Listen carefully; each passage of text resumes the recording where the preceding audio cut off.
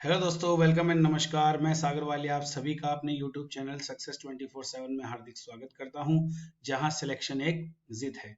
दोस्तों, आप मुझे different social media handle like Twitter, Facebook, Instagram इन सब पर फॉलो कर सकते हो। यहां पर भी आपको नए वीडियो के नोटिफिकेशन तुरंत मिल जाएंगे। तो आपने अगर अभी तक मुझे इन पे फॉलो नहीं किया है तो नीचे डिस्क्रिप्शन में लिंक दे रखी है, जरूर फॉलो करें। बात रही पीडीएफ की, तो वो आपको हमारे टेलीग्राम चैनल से अवेलेबल हो जाएगी। टेलीग्राम चैनल की लिंक भी मैंने नीचे डिस्क्रिप्शन में दे रखी है, तो जरूर उसको चेक करिए। तो चलिए दोस्तों, आज का टॉपिक शुरू करते हैं। जैसा कि आप सब लोग जानते हैं, मैं अनअकैडमी पर लाइव भी पढ़ाता हूं, तो वहां भी मेरी क्लासेस चल रही हैं। मेरा नया कोर्स जो करंट अफेयर्स के लिए है वो 1 जुलाई से रिलीज होने वाला है।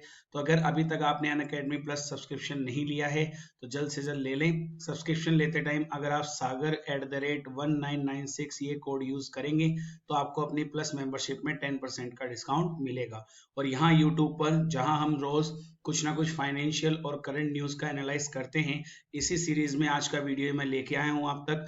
इस वीडियो में हम कवर करेंगे अबाउट बॉन्ड्स। बॉन्ड्स के बारे में महत्वपूर्ण जानकारी, क्यों ये अभी न्यूज में आया है, क्या न्यूज आज शाम की ही न्यूज है, ये लगभग शाम 4 बजे की न्यूज है कि गवर्नमेंट ने नए बॉन्ड्स इश्यू करने का जो है ऐलान किया है। तो इस पूरी न्यूज का हम एनालाइज करेंगे कि बॉन्ड क्या होते हैं और अभी जो बॉन्ड इश्यू किए गए हैं वो किस कैटेगरी के अंदर आते हैं, क्या उनके फीचर्स होंगे। तो बहुत कुछ जानने को आपको इस वीडियो में मिलेगा। इस वीडियो को पूरा देखें और अगर वीडियो अच्छा लगे तो इसे अपने दोस्तों के साथ शेयर करें और एक लाइक जरूर दे दें दोस्तों। इससे काफी मोटिवेशन मिलेगा मुझे कि अगला वीडियो मैं और एनर्जी के साथ बनाऊं।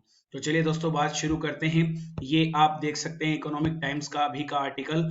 ये आज की डेट आप देख सकते हैं 27 जून 4:40 का ये लगभग आर्टिकल, यहाँ पे 4:20 का आर्टिकल है, जिसमें लिखा गया है government launches 7.15% floating rate bond, here is all you need to know. तो सरकार ने अनाउंस किया है कि वो फ्लोटिंग रेट बॉन्ड इश्यू करने जा रही है, जिनकी रेट ऑफ इंटरेस्ट रहेगी 7.15% फॉर अपकमिंग 6 मंथ। उसके बाद ये रेट चेंज होगी। तो दोस्तों, इस न्यूज का एनालाइज करने से पहले मैं छोटी सी नजर डालना चाहूंगा एक बार बॉन्ड्स के ऊपर।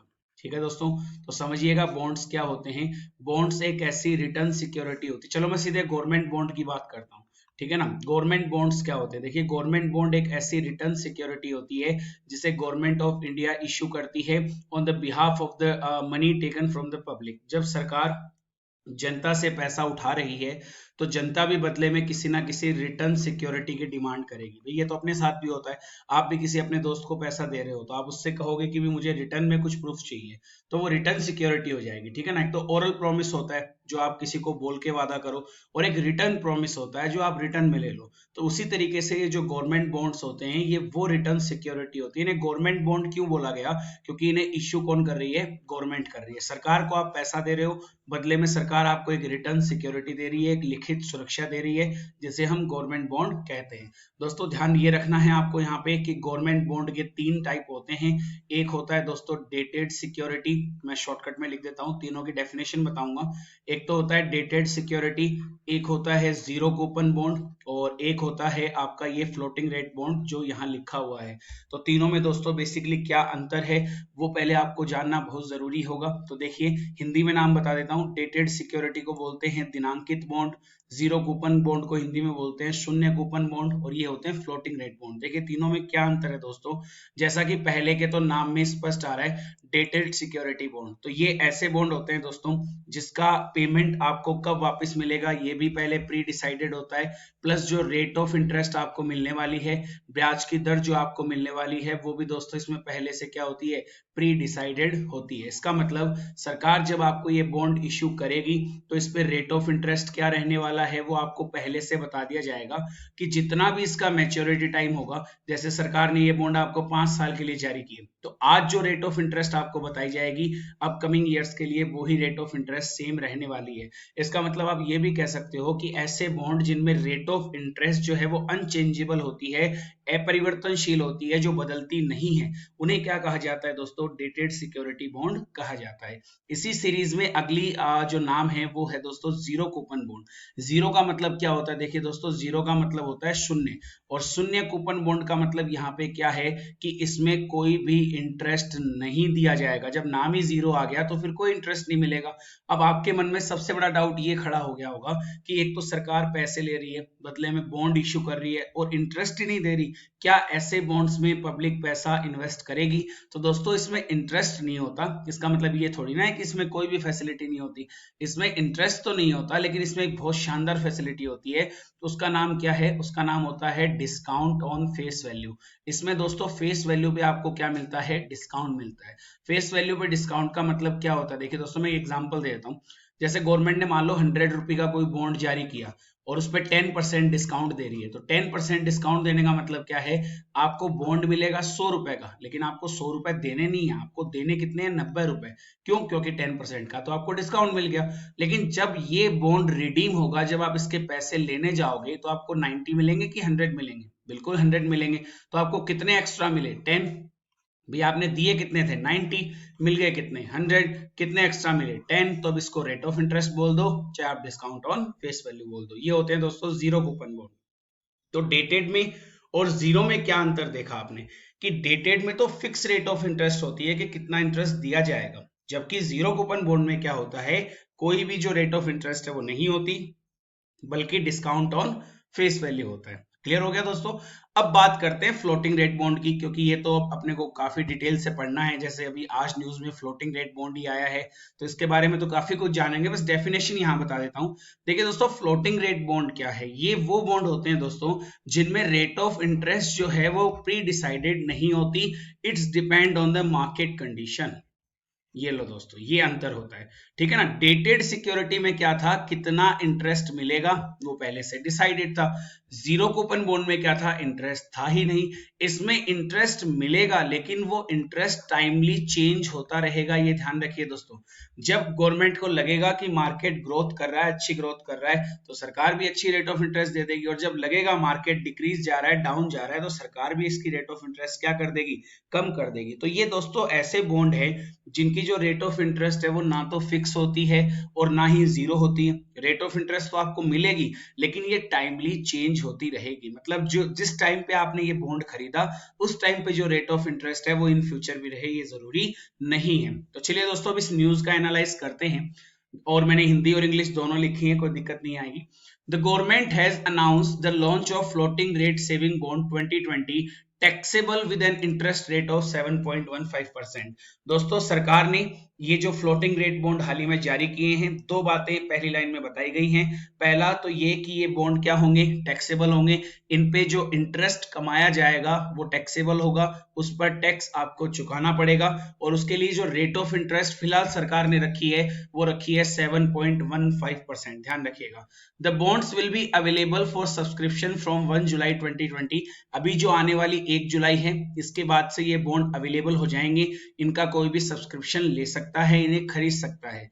As per the Reserve Bank of India press release, the interest rate on these bond will be reset every 6 months। जैसे दोस्तों मैंने आपको बता दिया पहले ही कि इन बॉन्ड पे जो रेट ऑफ इंटरेस्ट दी जाती है वो फिक्स नहीं होती। तो आरबीआई ने अपनी एक प्रेस कॉन्फ्रेंस के दौरान ये घोषणा भी की कि ये जो बॉन्ड अभी इश्यू किए जा रहे हैं, इनकी जो रेट ऑफ इंटरेस्ट है, इनकी जो ब्याज की दर है, वो हर 6 महीने से चेंज होगी।